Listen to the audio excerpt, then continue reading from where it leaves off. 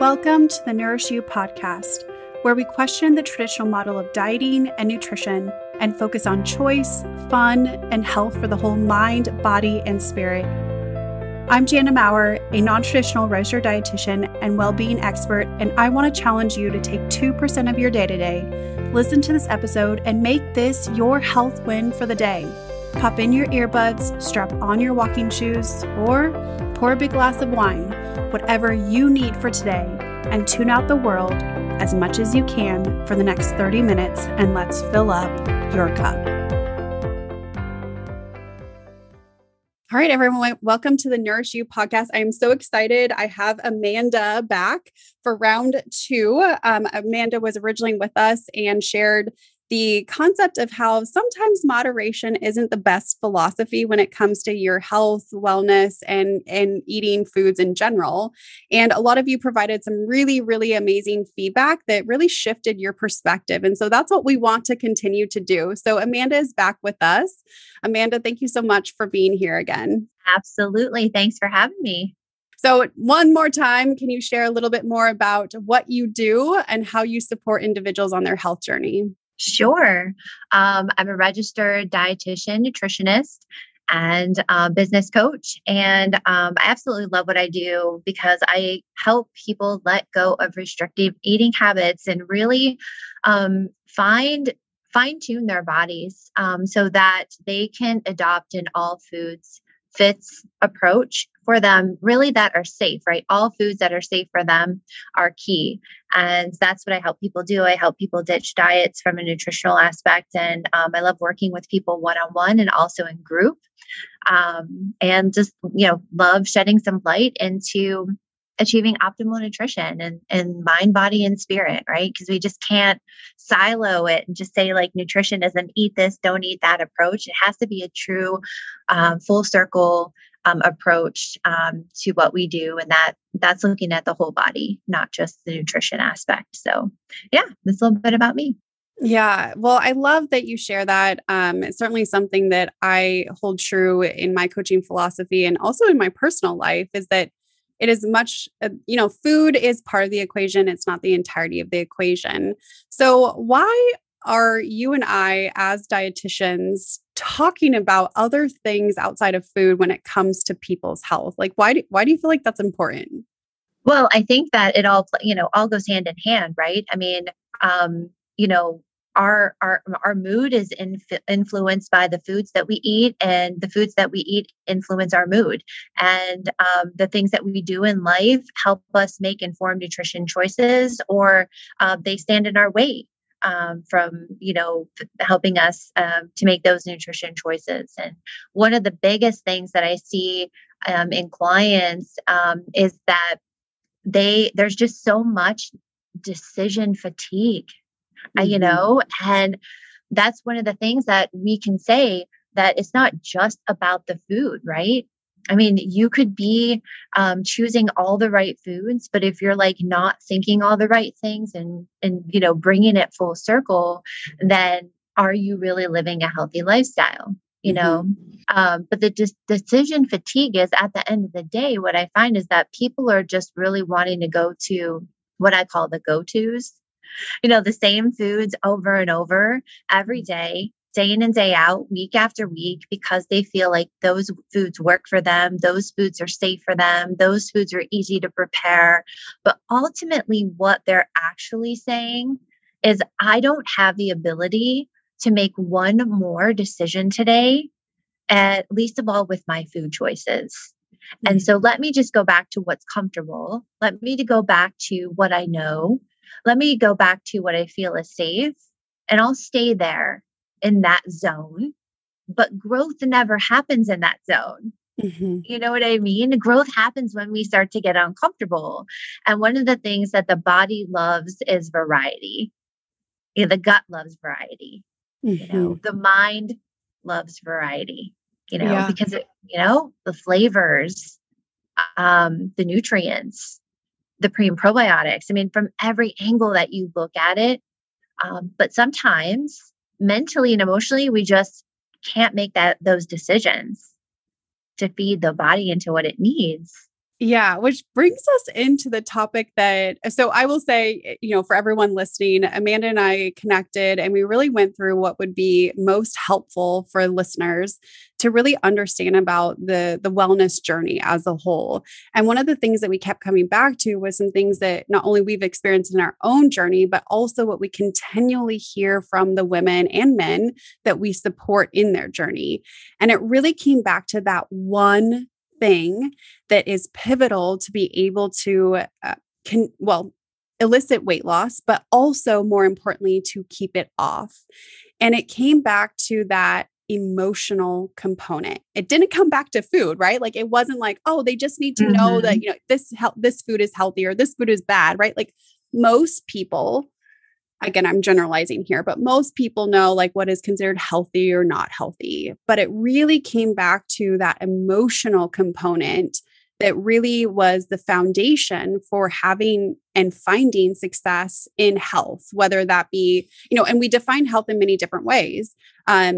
Health isn't solely predicated on weight loss. There's many different aspects that contribute to our health, but oftentimes when we do pay attention to our health, we do see weight loss. So there's this like back and forth with it. But why, Amanda, why was this emotional component so powerful to talk about? That's a loaded question. We could be here for about 3 or 4 episodes with that one, Jana. It's the one thing that I feel like my clients over the last 20 plus years really need to sustain weight loss. In America, we don't have a weight loss problem. We really don't, unless someone has a very specific clinical need or a medical condition that is interfering with their metabolic pathways in particular, something that needs to be clinically addressed or corrected. We really don't, as a whole, have a weight loss problem in America. We have a weight regain problem. People are yo-yo dieting. They're losing the weight and they're regaining it. That tells us something. It gives us an insight, right, to what's going on. Weight loss is a mental game, even more than a physical game, right? It's about that emotional and mindset component. That's what's going to carry you long term. You can lose weight, but can you keep it up? Can I keep it up? Right. And I want to pause and like literally let that sink in of what Amanda has shared of we do not have a weight loss problem in America. We have a weight regain problem because the reality is that you can lose weight. If you were listening to this and you feel a little convicted by it of like, oh yeah, I've lost weight 10 times. Right? Like how many different diets have you attempted and have lost weight? You know how to lose weight. The issue becomes, or what the focus becomes is how do you keep that weight loss off to be able to sustain the success that you've had? And when we start shifting it to that really becomes the mental game that Amanda is referring to. Like that does not become anything about weight. It becomes about that emotional component, the mental component to be able to continue to have the success that you saw. So you also mentioned like within this space, like this really gets into that self-care aspect of like, how do you continue to care for yourself after you've lost the weight? And you said something that's so powerful that should be hashtagged everywhere and like shared out and like put on everyone's refrigerator. Like if you were listening to this, like this goes on your refrigerator is self-care is not optional. It is required. And so often we feel that, okay, we've lost the weight. So now everything becomes optional. Why do you see it as self-care is a requirement? Like, why is that so pivotal for people to understand in order to keep on their journey? It's what the body requires. If you look at how the human body is built, physiologically, biologically, it is built to rest and recover and also be fed and fueled appropriately, right? And so when people stop doing those things or they let off the gas a little bit because they start to get a little bit comfortable with the fact that they've had success with weight loss, those are the things that we see that start to go. And then what they were doing, right? The journaling that they were doing, the meditation, attending the yoga classes, getting to the gym more frequently, getting the water intake in, all the foundational things that we know are so critically important, they start to slip by the wayside because there's this resistance to keep on doing what's not sexy. And somehow, right, that's not as required because we've already hit our goal. It makes it even more important to be able to sustain those foundational habits that's required of the body. The body changed and morphed and provided you results and outcomes because you did those things. So when you stop doing them, the body will stop responding, right? And so the body was never built to continuously go, go, go, go, go, right? Like the Energizer Bunny, and then also not have the foundational habits put in place. So, yeah. Yeah. Why? So this is a big one because I think this goes into so many different areas. And like we talked about, earlier, like we could go in so many different directions and maybe we will, I'd like it to be a really organic conversation that kind of just flows based on our experiences. But why has because within this idea of self-care, the idea of selfishness comes up. Like I've had so many women share like, well, I just feel so selfish if I were to take 5 minutes to meditate. Like there's so many other things that I could be doing. Like, why would I be doing this? So how did that kind of all become intertwined in the idea that caring for yourself is selfish? I think there's a lot of different theories on that. Honestly, did it happen when women started, going back to work and then, the average American household, now has, 2 parents working. And so there's more responsibility put on the woman to, bring home an income, contribute to the family, also still be the mother figure, care for everyone and still kind of hold those values? Or is it the fact that we live in a really fast-paced world where like everybody wants everything delivered in, less than 2 days at like Amazon, and so everybody wants really instant gratification. And so therefore we start to move at a faster pace in our lives. I mean, it could be, maybe it's a little bit of everything, right? That I've mentioned. And then probably even some additional theories out there that, we haven't mentioned today, but we do feel like we have to really give to like everybody all the time. And there's this tie to productivity. And there's a tie that if I'm not productive today, if I'm not doing above and beyond 100%, that, I'm not productive and I'm not worthy and I'm not valued. Right. And so we have to start to disassociate the fact that rest time, this required time that we have, is productive time, because it's kind of like putting your oxygen mask on first. That old like analogy of flying on the plane, when you're in the plane and they tell you, hey, adults, you need, if you're traveling with a child, you need to put your oxygen mask on first in case of an emergency, right? And so if your life presents a lot of daily emergencies and you're putting out a lot of fires, then you better put that oxygen mask on first so that you can give to your children, so that you can give to your home life, right? To your relationships and all those things. But those are the things that we tend to meet with resistance, because somehow we still see that as low on the totem pole of things that are necessary in our lives. But it's such a critical piece to our health.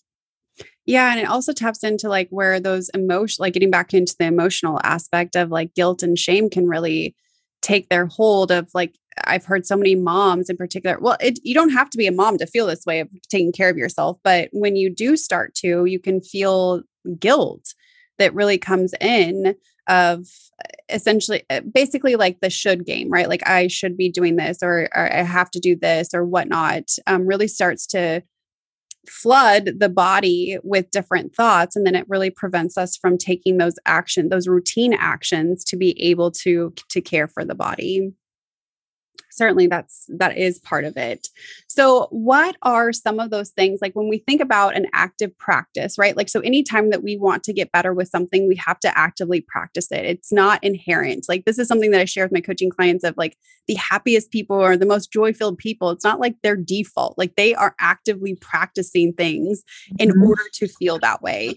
So when it comes to laying that foundation, or that one thing that people really need to hone into when it comes to that emotional component, what are some things that people need to, or methods that people need to use in order to routinely practice that, the fortitude that it takes in order to be successful, not just for the weight loss phase, but also for the weight maintenance phase? Mm-hmm. I would say internal organization. And I know that. So here's what I see a lot of clients doing, is that they're like overcommitting. They're writing a list every day, and their list is like 20 to 25 items long, right? And that's like internal overwhelm. So what I try to focus on with my clients is like no more than 3 to 5 items on your to-do list a day. You can have a master to-do list, but out of sight, out of mind. Get it on paper. We don't want to carry around all those thoughts. Organize yourself one time, maybe go put it on the side of the refrigerator or on a tack board somewhere.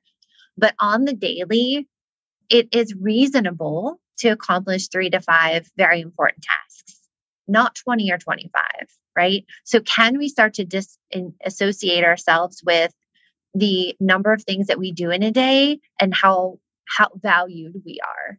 And how, and what that means in meeting our goals. And we'll find that if we're able to accomplish 3 to 5 tasks instead of 20, that we are inherently more motivated, right? And we start to feel better about ourselves, because there's something about taking a highlighter or a pen and highlighting that item off, right? Crossing that item off that list.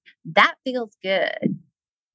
I don't know if it feels good to you, but I know Sure it feels does. good to me. Sure does. You feel One like of my favorite things. you feel like you're getting ahead, right? Mm-hmm. So if you never feel like you're getting ahead, then you don't feel like you're winning, and you're not going to feel like you're winning at weight loss or your health goals either, because your list is always going to be something that you can never achieve and you can never do. Right. And so that's one of the tools that I have my clients use that I feel like is so useful, because it really just it puts things into perspective for them. And it helps that mindset, it helps them kind of flip that switch and turn that frown upside down and say like, hey, like I can do this. Yeah. Like, look what I got done today, Yeah. And I think that that's really powerful in feeling the enoughness that can really be, hard to step into, is when you have a endless to-do list, right? Like literally is never stopping. I mean, that is life. You constantly feel like you are you can never catch up, versus with being able to say the 3 to 5 things and mark them all off. Now you're like, whew, I did it. Right. Like, and that builds the confidence aspect, that confidence muscle that it takes to be able to keep doing it. But I also love what you said, because it goes into knowing yourself. And this is something that you share. Like, it's so powerful to know yourself, because that's ultimately how we create those behavior changes or those lifestyle changes that work for you, not someone else, right? Like, we're always comparing our progress to someone else's something. But the reality is that the confidence, the strength, the fortitude to be able to continue on your specific journey comes from knowing how you work. So I will always, share that with my coaching clients, I always want to align it with their lifestyle, their culture, and their personality, because that is what makes you you. And if we're trying to align it with someone else's, it gets wonky, right? Like it might work for a little bit, but it starts changing long term. How can we get to know ourselves in a way that is actually really productive for continuing to care for ourselves? I would say sit with yourself.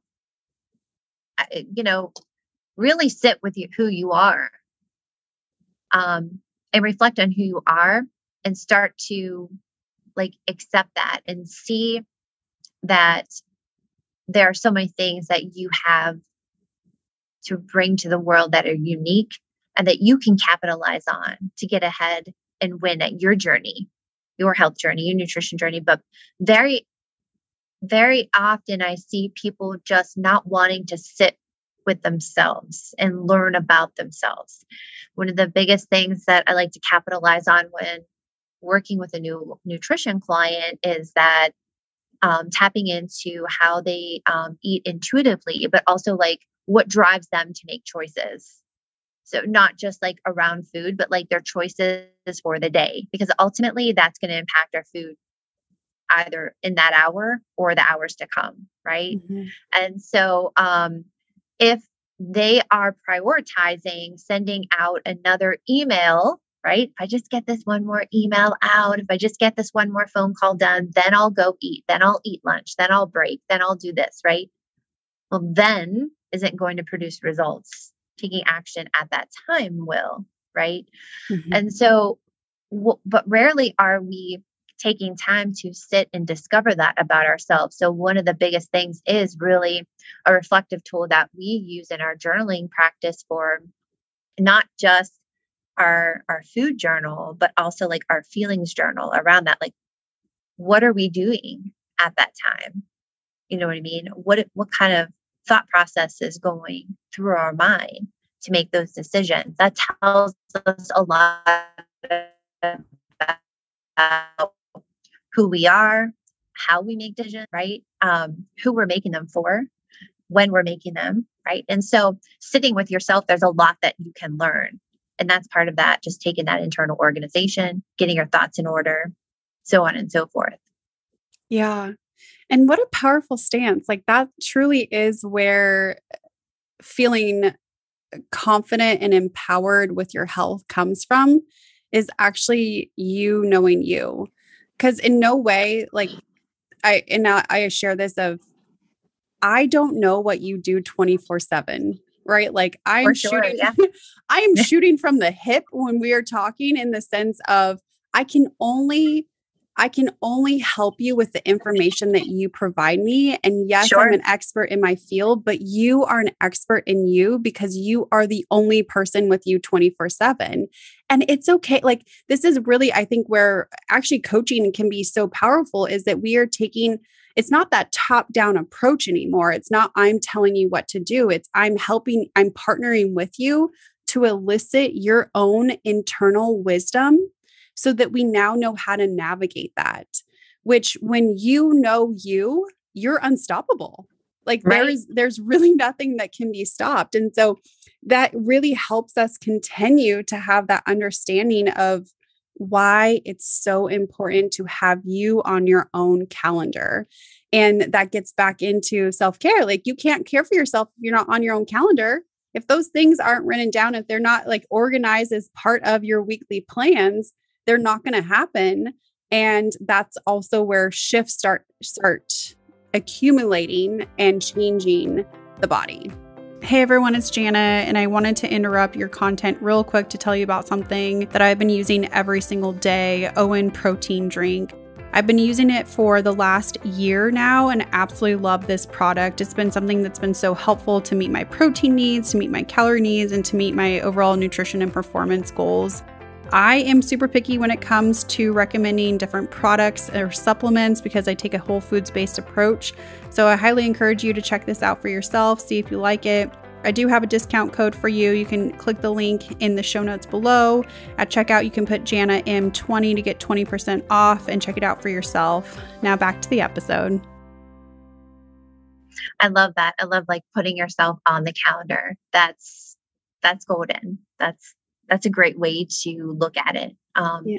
Because it's really teaching somebody to value that they're so important that they actually need to create time and space for themselves as well, right? Mm-hmm. Schedule it. Like, what else are you putting on your calendar? Put yourself there. That's I love that. And I know that you and I both share these same views and positions, but and again, just spinning off of what you said, it's so important to, when we're working with clients and helping people like transform and getting to know themselves and really embracing that, is that the teaching instead of telling the person what to do, right? And like that's why diet plans don't work, because cookie cutter diet plans tell you what to do step by step. They don't, they leave all the intuitive nature of what needs to happen, right? All the, that learning about yourself that's completely non-existent. And so that's like a huge missing piece in that. But as a coach, I know people like will always say like, well, Amanda, like, you're going to tell me what to do, like I'm hiring a coach because I don't know what to do. And I always say like, yes, I will to a certain extent, but the goal is to not tell you what to do in a play-by-play fashion. It's to empower you to make changes, right? To be there with you. And like you said, to partner with you. And like, that's the beauty of coaching, is that during this process of transformation, the client actually gets to know who they are. And they probably never have sat with themselves ever before, and I feel like it's something that like everybody needs to do at like one point in their life, and maybe multiple times in their life, is work with someone who can provide that value to you. Yeah. Why is that so scary? It is scary for a lot of people. I know me personally, when I hired my first business coach, it was scary. Well, we're also making a financial commitment. So I feel like at any time, like, that's always probably a component as well. But I think because you're vulnerable, right? Like you're opening up to someone else, and that being fully transparent. And if you really want to get the most out of that experience and that coaching experience and also growth opportunity, you have to be honest with yourself. And I think that's scary, because then you're kind of facing those fears, you're getting uncomfortable, like all those feelings that happen, is definitely happening in that space for sure. Yeah, I think it's a little bit of a gut check to our ego. Like, I'll just say, like, I grew up in a space where it's like, basically like your goal was to know and do it all type thing. And if you had to ask for help, it meant that you were like failing in some way, right? Like you weren't like enough of a woman. And I like, it has been a lot to really disconnect from that idea and being like, actually, when I do know myself, I do a lot better when I can connect with people and I can understand not only my strengths, but their strengths, and use their strengths to not only better my life, but their life. And it really takes off a lot of pressure, because this whole idea of like, well, I was afraid to ask for help. I was afraid to be judged. I was afraid to say that I didn't know. I was afraid to fail one more time. Like all these things start coming up. And in actuality, like we all need it. Like we all need to feel like we're not alone. We all need to explore our own, inner workings and understand them in a way that doesn't have to be encompassed with guilt and shame and frustration and all the other things that come with it. Yeah. And we can do it together. For sure. And think about that relative to required care, that we're talking about right now, and the tie into that, because shouldn't we really know how to practice required care, or AKA self-care, right? Like, shouldn't that come natural? Like, can I just sit and relax? Or, I can create time or space to take a bubble bath, or I could just sit and read a book, or whatever it is coming up, in order for, I could sit and meditate, or I could just take some deep breaths. I mean, it doesn't have to be something that is a more structured practice, but the required care, the sitting with yourself, everything, right?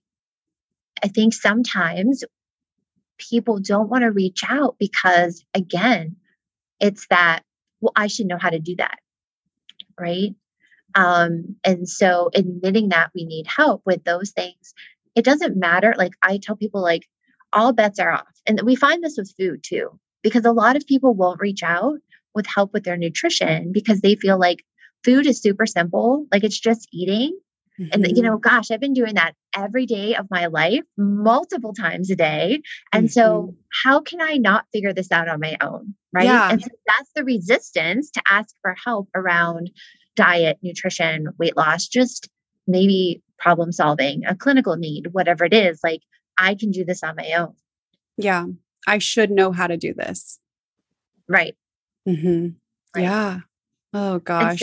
And then you talk about like, can we release the guilt around not knowing how?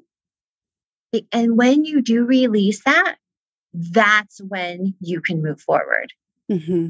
Mm-hmm. because you're kind of taking that emotional piece and saying, I'm letting go a little bit. I'm just going to embrace how this unfolds and learn as like consider this a growth opportunity and stop guilting myself, stop shaming myself because really, and I know this is a really strong word, and I always tell clients this when they get down on themselves, but I always say like, hey, you know what? You can't hate yourself healthy.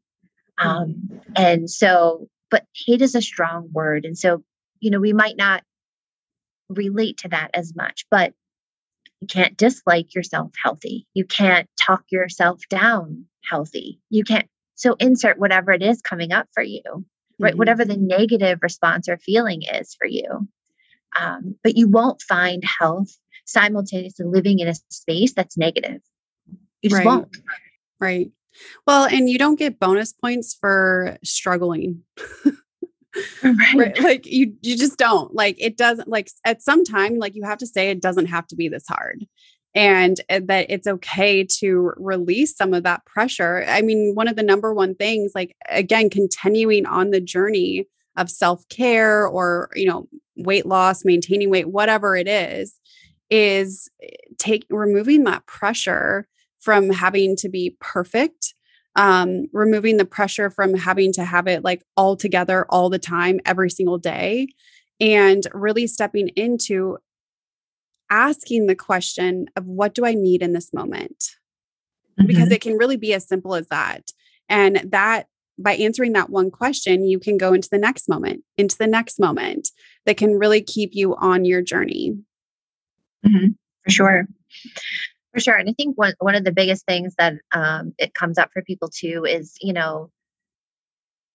I'll even have a lot of people call themselves out on this. And they'll be like, I know this is not an excuse, but the time factor, I just don't have time. I got busy. And what we're saying is we're really trading out other things for required care. Somehow those other things, and let's face it, there's going to be times when we have to, it's go mode, right? Like, a loved one is sick, they're in the hospital, we have to pivot at those times. There's something busy at work, we're up against a deadline, we have to pivot. But if it's something that we're continuously doing, that's a constant, right? Remember, like the body was never designed to constantly be in fight or flight mode with the high cortisol levels of that stress 24/7.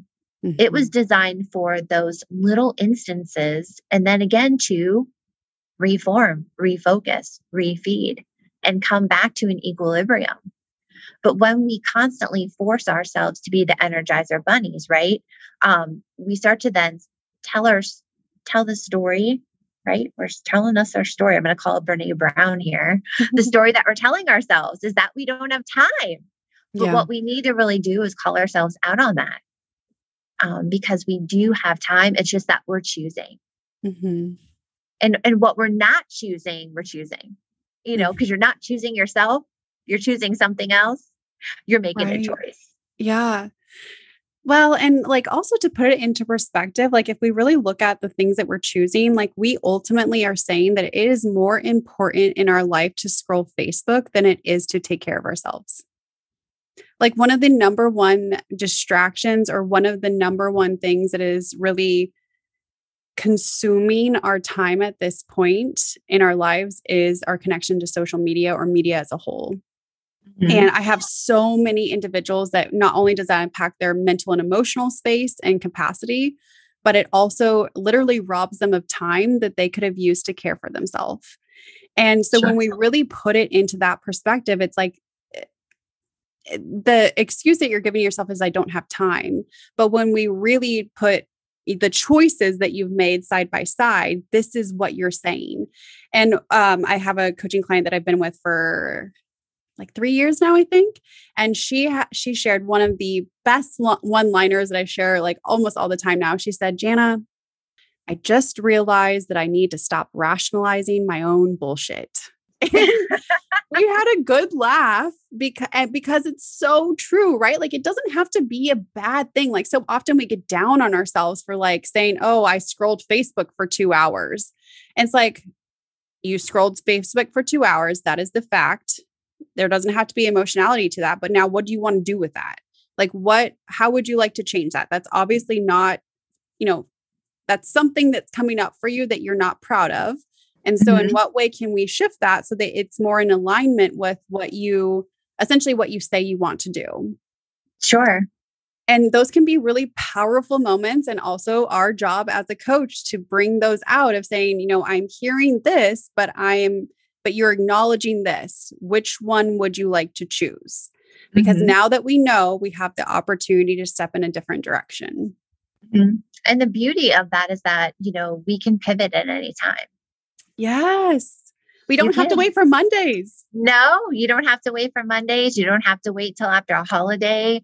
You don't have to wait, you don't have to wait at all. You could just choose to pivot anytime. You could pivot in the next moment. You could pivot in the next hour. You could pivot in the next day. It doesn't matter when, but I think what matters is that people realize that the choice lies with them, and they won't see that unless they sit with themselves. Yes. Yeah. Yeah. I mean, and that's like you said, in that go mode, and it doesn't actually it keeps us in the doing, but it also keeps us in the cycle. And when we're looking to break the cycle and create a new pattern, we actually want to slow down and pause to understand. And that's really how we essentially put a pin in the cycle and stop it from, maybe it continues to roll, but it's not rolling as fast. And then we slow it down a little bit more and a little bit more, and then we can really change its direction. So that's so key to, lifestyle change. Absolutely. And that's the thing. When we talk about, like at the beginning of the segment, when we start talking about nutrition and hey, it's not just all about foods, and it's not all about an eat this, don't eat that approach. And why would dietitians want to talk about anything above and beyond food? Oh my goodness. Because it is about lifestyle change, right? Your daily habits are the facilitators to the transformation. And everything comes full circle, right? Like we can't silo one thing in our lives. Think about a company or an organization that functions in silos, departments. Okay, well, this HR department functions here, the education department functions here, the healthcare department functions here, and nobody talks to each other, nobody interacts, nobody relates, nobody communicates, right? Like you can't have that in an organization. That's not good business structure. That business will fail. It will not sustain the test of time, right? The same thing applies to your life. We can't section out. We can't silo departments in your life. Everything is interconnected. Everything has to communicate openly, and you have to have understanding, right? And so it's the same concept. Yes. So true. And so yes, certainly right. Like we're dietitians, like the power of food is just amazing, and certainly want to support, healthy eating and, eating whole foods as much as possible, all these things. Right. But oftentimes I feel that food is kind of like the scapegoat, right? Like if anything is going wrong, it's like we take it out on the food. And certainly the food is kind of like the delayed reaction, but there's still something else that's so powerful that's happening in your mind, right? Like you had the thought, you had the emotion first and foremost before you went to the behavior.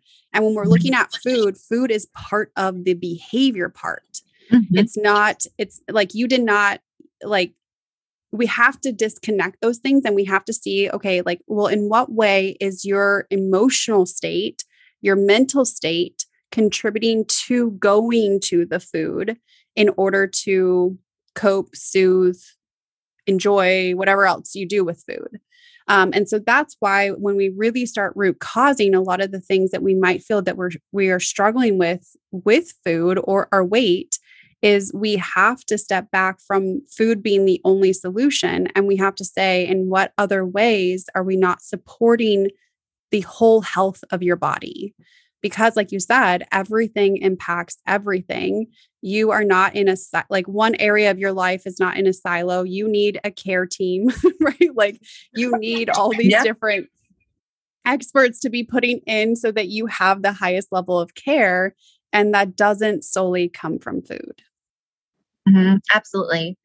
I know there's like you said, it starts with a thought, and there's an action, and then there's a reaction for every action, right? So if you just really take that simplistic 3-step process, the thought is rarely about the food itself. It's about something else. So one of the things that we always like to teach in our mindful eating courses is really, like you had said, and I know you also teach this and really believe in this as well, is the pause. That's so true. But can you pause, not just from in a mindful eating way, in an emotional eating way as a strategy for emotional eating, but like, what's the whole concept of the pause? Like, how many times can you pause in life, and what can you use it for? Well, you can pause anytime you need it. As long as you exercise it, you got the tool, right? Right. So, and that's what sitting with yourself will do. It will help you create space for the pause so that you can actually take time to understand what it is you're doing. In those moments of pause is when you can make the choices that we've been talking about on this segment. Yeah, that I think that's why they're so sacred, is because in that pause is really where the choice is birthed, if you will, right? Like that is where you are sitting with yourself and you are really, in your mind, it's going back and forth of, okay, which way do I want to go? Which way do I want to go? And you get to make that choice from there. Absolutely. One thing that I do want to mention is that I think shifting, when you do take the pause, one of the things that I see from clients who really dedicate the time and the energy to doing this and creating that intuitiveness and getting to know themselves, they start to realize that food isn't really a part of self-care, but food is something that is their most human basic right. And that changes things for them. Because now they understand that it's not optional.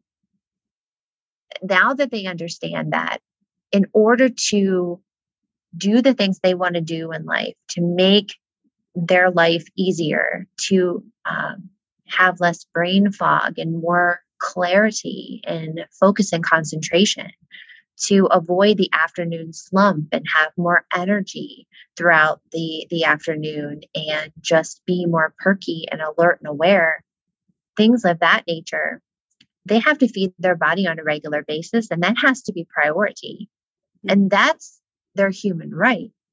It's not when I have time, if I have time, or putting yourself last. It's required care. It's not self-care. It's not something that we do just when we feel like we have time for it or we're on a self-care kick. It's something that we do all the time because it's part of our achieving optimal health. Yeah, human, nature.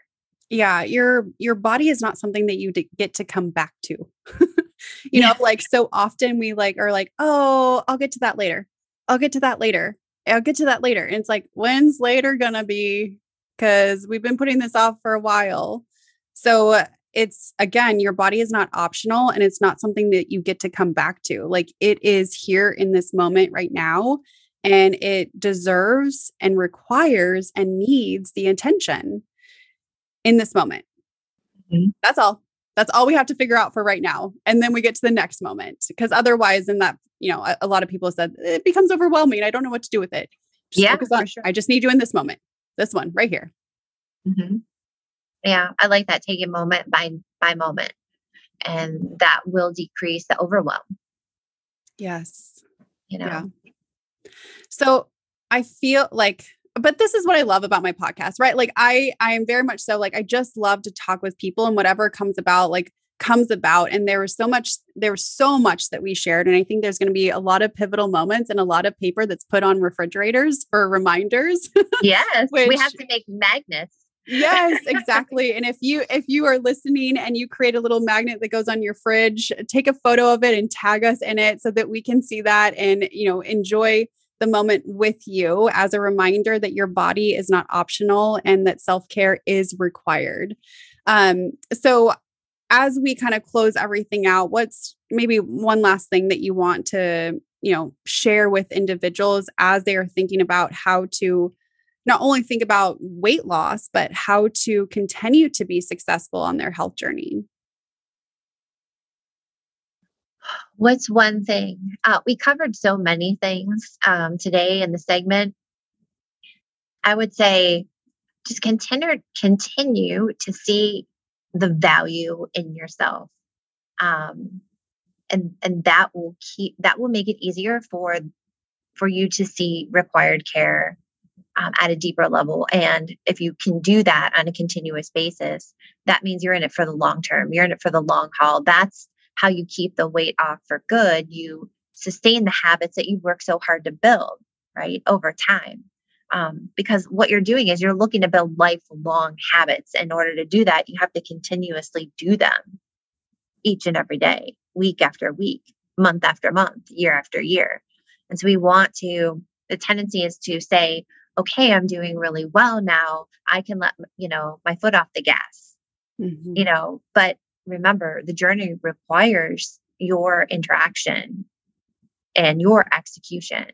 Mm-hmm. So, really sit with that and work in that realm. But for me, the required care, keeping yourself, valuing yourself in that place is really what is going to create lasting results for you. If you lose sight of that, if you lose sight of your importance, right? That's when you start to put everything else ahead of your needs. And so suddenly you become last on the list. Right. Right. Yeah. Love that. Yeah. It's so, and it can be very easy to do just with the reality of life. It can be very easy to do. And so that's why we want to continually practice it and be mindful of it. And to know that it is okay to put you on your own calendar. I think I want to leave individuals with that, and to know that, that it is okay to be okay and to feel really good. Absolutely. I think we're going to be talking a little bit more about that in part 2, right? Yes. Yes. Yeah. So Amanda and I have really talked through so many different things, and we will be sharing on the next episode, a lot of key things that we hear our clients share routinely that we really need to step away from in order to continue to have success on the wellness journey. So we are going to be talking about, again, shifting away from the idea of having to lose weight and really learning to maintain the results that you have achieved. Talking about the miracle is in the mundane, really how our lifestyle or the practices of self-care can get a little bit boring. And sometimes we need to spice it up a little bit. But what does that actually mean? It doesn't look like a cheat meal, but what are the things that you can do to continue to keep a routine, keep practicing self-care, but also not get bored with it, because that is a reality. And then also we're going to continue to just explore how extreme behaviors really don't serve us and how we can change those and flip those into different mindsets to really better align with what it looks like to, again, care for yourself through the entirety of your life, not just moments of your life. So I hope that you will join in for episode 2. And again, feel free to share with us. We'll be tagging this on Instagram and Facebook and talking about it. And then if you, put anything on your fridge, take a picture and tag us in it. We would love to share that as well. So thank you so much again, Amanda. We'll be talking more soon. All right. Sounds good. Thank you so much for taking time out of your day today to tune in. If you loved today's content, leave me a review letting me know exactly what you liked best, and remember to share my podcast with others to join the Nourish You community. If you want more great content like this between episodes, I encourage you to join my mailing list. You can click the link below in the show notes or check out my website at www.healthwins.org, and let's stay in touch. Until next time, I'm Jana. Talk soon.